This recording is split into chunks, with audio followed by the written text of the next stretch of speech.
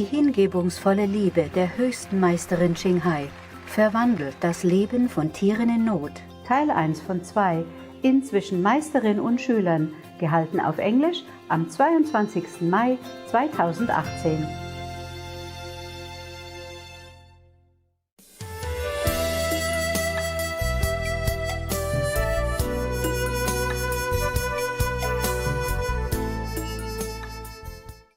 By the way, on Sunday, do you guys really eat just brown rice, sesame for a rest, or you eat all kind of other things? Because eating is very good. I told you already, you're not forbidden anything at all. If you really want to eat, sometimes give the stomach a little rest, okay? Yes, Master. Imagine our stomach on our body, so fragile, you know what I mean? The tissues, skin, everything. And it works every day, 24/7. Really. Better than our TV, we only second best to the body. The heart and the lung and the liver, the brain, everything working diligently every day. So you make sure whatever you put in it is conducive, okay? Yes, Master. Every other snacks, of course, you can eat after the good meal, okay? Yes, Master. Because when you're hungry, you eat anything. And the non-nutritional stuff is not healthy for your body to function and the brain also. I'm telling you, but maybe I don't do the same thing. I'm sorry about that. I'm not a good example. I'm not very disciplined. I'm too busy. I can't believe how busy I can be. The dogs alone, like taking care of babies, because I mix them up when I'm not there. Of course, you have to separate because they might fight. You don't know how to handle them or they don't listen to you. But when I mix them up, some like it cold, some like it hot. I can't just quarantine them in each room all the time or all the hours. They'll feel sad. Yes, Master. So it's a kind of social group here, and some like it cold, some like it warm. At night, for example, if it's cool for Big Love, for example, then it's cold for the dogs. So I have to keep throwing blankets on them, and then they kick it off, they shake it off, they go somewhere else, and I keep running after 6 dogs. Yeah, five. One has a lot of hair, and she's okay. She likes it cold, and she's survived 3 years long alone, or at least 2 years alone. After she's winning, I think the mother's been killed by poisoning in Thailand. Oh, no. Of course, they do that now and then to get rid of the dogs, because the dogs love to play in those sandbox. Yes, Master. And then also the beautiful grass, so beautiful and green. Well, I don't envy any golf course anymore because I have read somewhere that they spray them with some chemical to keep it green, you know? Easy maintenance. So it's very poisonous. They say so. It's in one article I read a long time ago. I don't remember where from. That these chemicals are very bad for the health of the workers in the golf course. Of course, imagine the dogs also. And on top of that, I heard one of the golf players told me that the golf course, they do that occasionally because they want to get rid of the dogs who came into the golf course to play there and to do their, big and small there as well.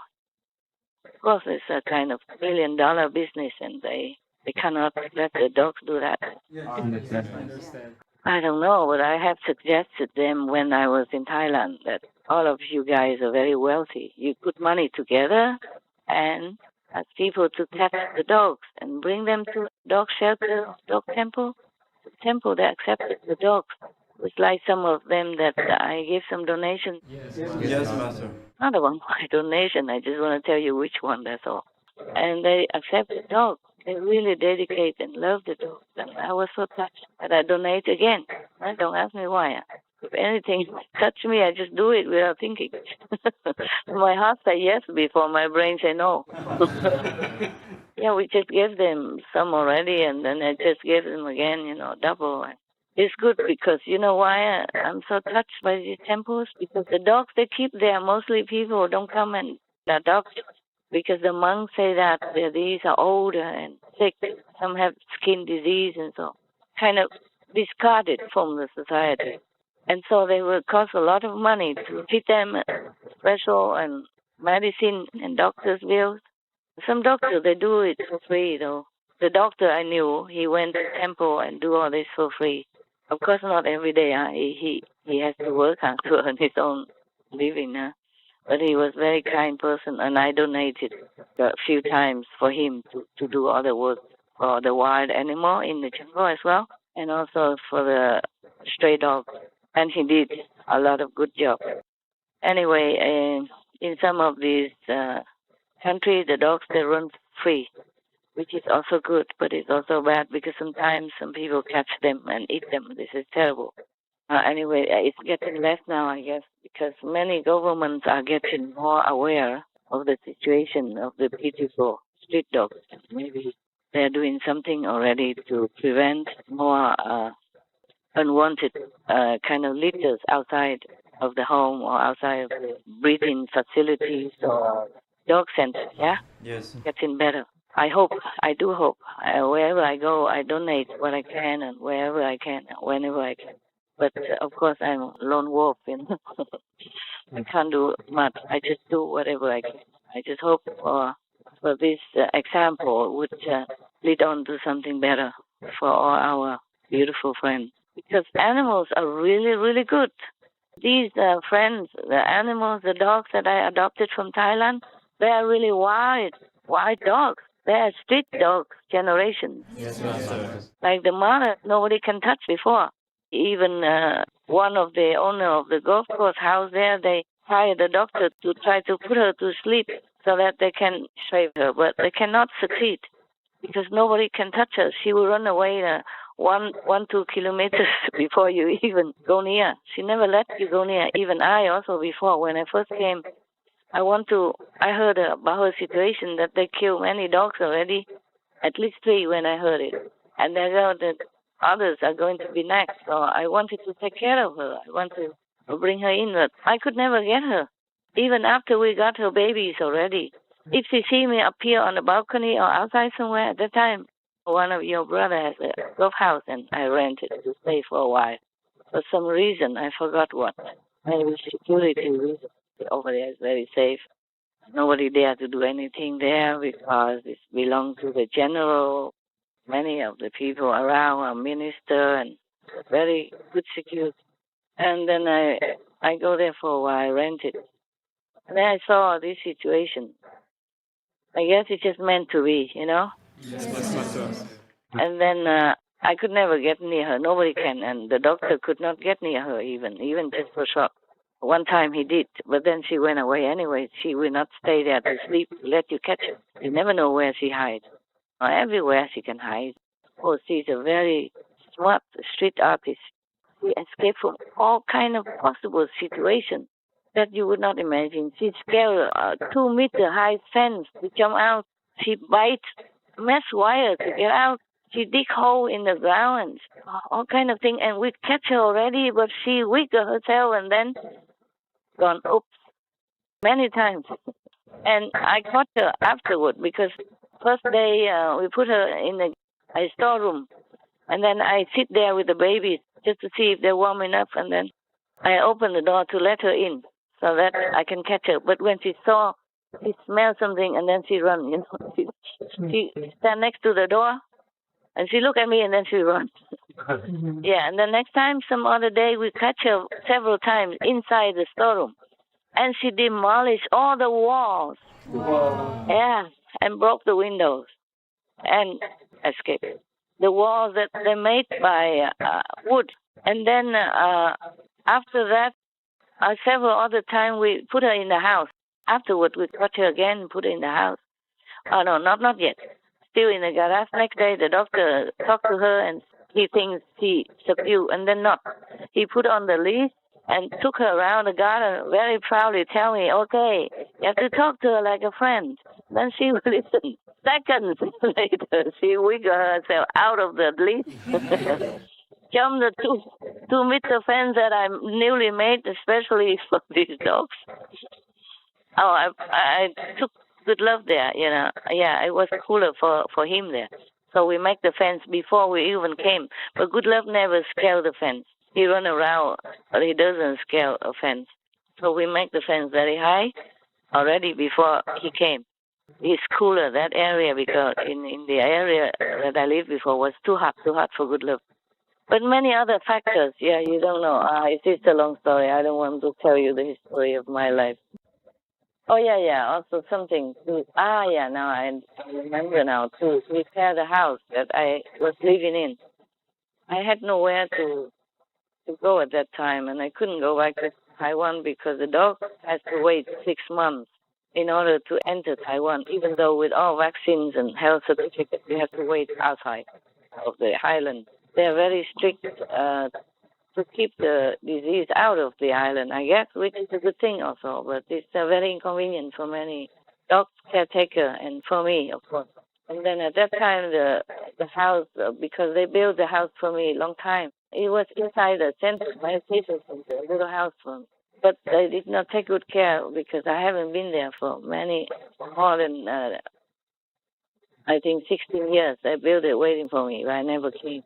So it's kind of not well made, not well repaired. Many holes in the walls because the wood dry up and the cement or whatever, the silicone dries up, and many holes, and all the mosquitoes come in and harassing us, including good love. So in order to repair that, I had to leave. So many holes in the wall, and the insects and centipedes, scorpion, they all came in to say hello. The scorpion and centipede, they probably know something about one or two things about veganism, but the mosquitoes, they don't. They haven't heard of SMTV or alternative flyer or nothing like that. They're feasting on us. So we have to move. And then while they're repairing, I was staying somewhere else, a cooler place. I was meant to go there to take care of these dogs and making sure they don't poison these dogs again. I told the doctor that to take care of my dogs that you have to do something. Okay, you have to go and talk to the manager there and tell them they can catch the dog, or you can catch the dog like that with some net or something, and then bring them to a temple or any dog center. They adopt. You're not just killing dogs like this. They're innocent. So the doctor promised me to do something, and your brother disciples also promised me to do something. So it's not that difficult. It's not difficult. Okay? If even I can catch this dog, you can. Yeah? Yes, Master. And one was the most difficult. I could not catch her when I was still there. So meanwhile, I left to leave afterwards. I took all the dogs with me. And, the mother, after a while, after maybe 1 week, I carry her on my shoulder already. Yeah, but I could not carry her now. It was very skin and bones, very thin, so I could carry her. Now she put on weight and she's more feminine and round, but she's still smaller compared to her children. You see that, because she didn't have enough nutrition. And she adopted 6 kids, 6 other dogs. That's why she had no milk anymore. When the doctor told me there's no more milk, only 1 portion left. Wow. And if I didn't get them at that time, I give them soya milk and mix it with other kind of milk. And we give them nutrition food every day. Soup when they were babies. Oh, they love them. And they grow. You can see them. Okay, they grow bigger than mother. But when I adopted them first, it was very, very terrible for me. I lost my voice, I lost weight, I lost sleep, I lost my appetite, everything. Oh, I thought I was going to die. It was terrible because they're babies. They just mess up the whole house every time, 24 hours. And I have only myself and 2, 1 Thai and 1 Korean. They are not very expert in baby feeding either. So we are not experts. I'm the only so-called most expert in there, And anyway, I left. I tell the golf personnel that you can catch that dog, a little puppy dog. I thought she was a puppy, but after we caught her, the doctor says she's at least 3 years old. So she survived all this time, all by herself. Wow. Yeah, she used to come to my garden, and I gave her food. She runs so fast, and she escaped just as good as the mother. But she doesn't belong to this group. I thought she does. Because she looked like a puppy, small. And she never let us see who she is anyway. So I give them, I say, 30,000 baht if you catch her. But not with tranquilizer, not with anything that harm her. If we discover that, then you will not have the money. I won them already. So they caught her after I left for 10 days. They built a very big cage, almost like invisible. And I have to pay for the cage as well. It's not much. I'm happy to and they put the food in there for her. But somehow she knew or what, I don't know. She didn't come for 3 days. They didn't see her for 3 days to the usual place. I said to them they have to put the usual place, always the same place, okay, the food, so that she come and eat, and then they can find a way, throw a net on her or something to catch. But she didn't come for 3 days. They told me. I keep asking often, and they say maybe she died already or poisoned to death already, like other dogs, because I didn't see her come to eat for 3 days, or the food left there. Please keep looking. Wait. Just wait. Don't give up, okay? Maybe she ate somewhere else. Maybe somebody else fed her and she didn't come. Just wait, okay? Don't give up. And then on the 4th day, they say she came back and eat. And they caught her, of course, with this big case that they make. Because they make very big so that she doesn't feel like a case. That's what they told me. But she did feel or something. That's why she didn't come. And then when she came and they caught her, she got a high fever. Oh, thank God we have a doctor. That doctor, he came running right away. Anything I wanted for dogs, he just dropped anything else and run and let other doctors take care of others. And he run to me. But I wasn't there. But at that time, he's still running. I sent somebody to that area, which about 2 hours and a half or 3 hours drive from where I live, and then get the dog. But she said, the dog. I said, you have to call the doctor immediately, even before you come, to give him an appointment to come to that old house that we live in, that golf course, so that he can check her out before you bring here, in case anything. And truly, I didn't worry too much. The dog had high fever, understand? Yes, Master, I understand. Telling all this so you know all these dogs are precious to me. That's why I'm not really strict on you how to take care of dogs when I'm on retreat. Understand? Yes, Master. I really take them from the jaw of death and take care of them. The most difficult part already. You know, when they were babies, 1 month and a half, something like that. Not old. They're still suckling. And I have to be a mother and father and caretaker. And then one dog gets sick also because it was too cold for him to survive. In that situation, it was a cold winter already, and dogs, they don't always survive, only the toughest one. So that dog is sick, and then it's a contagious disease, and I have to nurse him day and night. And after I hold him or care for him or feed him because he doesn't even want to eat, and the doctor comes almost every day, and I call him day and night. Whenever he has a seizure, I got so scared. I have to call him immediately, and he always running. The doctor lets him. And so it was a very difficult situation. We live in a rough area, but all surrounding is nothing, only small restaurant. And I rent a car also from your brother, but I cannot drive, and only one can drive, and she doesn't drive very well either, and a lot of stuff.